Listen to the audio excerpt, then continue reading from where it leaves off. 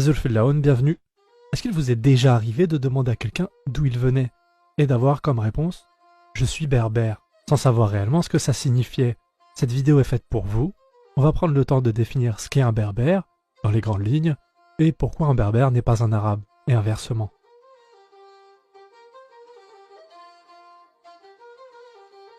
Tout d'abord, qu'est-ce qu'un berbère? Berbère est le terme qui désigne les habitants de Berbérie. La Berbérie est un nom donné par les Romains. Il correspond au territoire des côtes d'Afrique du Nord. Ce terme est issu du latin barbarus, lui-même issu du grec barbaros.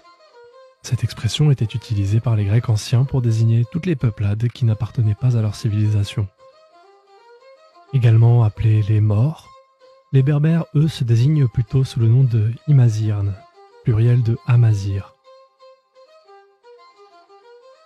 Les Berbères sont donc les peuples qui habitent l'Afrique du Nord. Ils sont présents bien avant l'avènement de l'Empire romain et sont répartis des îles Canaries jusqu'en Égypte. On les retrouve dans une dizaine de pays, au Maroc et en Algérie principalement, mais également en Tunisie, en Libye, en Égypte et même au Niger, au Mali, au Burkina Faso et en Mauritanie. Ce sont cependant le Maroc et l'Algérie qui comptent le plus de population berbérophone aujourd'hui. Les migrations engendrées par la décolonisation font également de l'Europe une zone à forte concentration de communautés berbères. En France notamment, l'immigration berbère est très ancienne.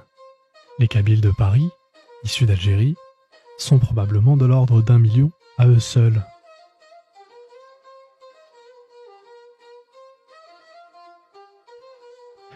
On fait aujourd'hui très vite l'amalgame en qualifiant d'arabes les populations issues du Maghreb. Cette confusion n'est pas anodine. En effet, la domination musulmane s'exerce depuis désormais près de 13 siècles, faisant ainsi découler un processus d'arabisation progressif, mais néanmoins bien implanté dans tous les pans de la société nord-africaine. La langue arabe a par conséquent été considérée comme la langue du sacré, mais également celle du savoir et du pouvoir politique. L'immense majorité des habitants de Nord-Afrique, qui se disent arabes, sont en réalité des berbères arabisés. Les berbères possèdent une culture, une langue et une civilisation propre. Leur langue, bien qu'étant principalement transmise oralement, connaît également une forme écrite, le tifinagh. Le tifinagh est l'alphabet de la langue berbère. Les plus anciens vestiges de cet alphabet remontent à l'Antiquité, au VIe siècle avant Jésus-Christ.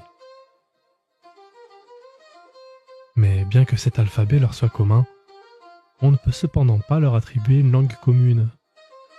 En effet, il n'existe pas de langue berbère à proprement parler, mais plutôt des dialectes berbères, c'est-à-dire des variétés de langues berbères spécifiques à chaque région.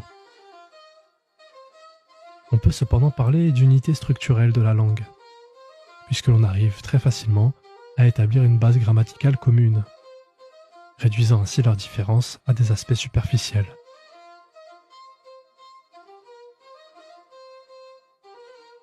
Merci à vous, c'était tout pour cette vidéo. Si vous voulez nous soutenir dans notre démarche, mettez un pouce vers le haut juste en dessous de la vidéo. Partagez cette vidéo sur les réseaux sociaux et surtout, abonnez-vous.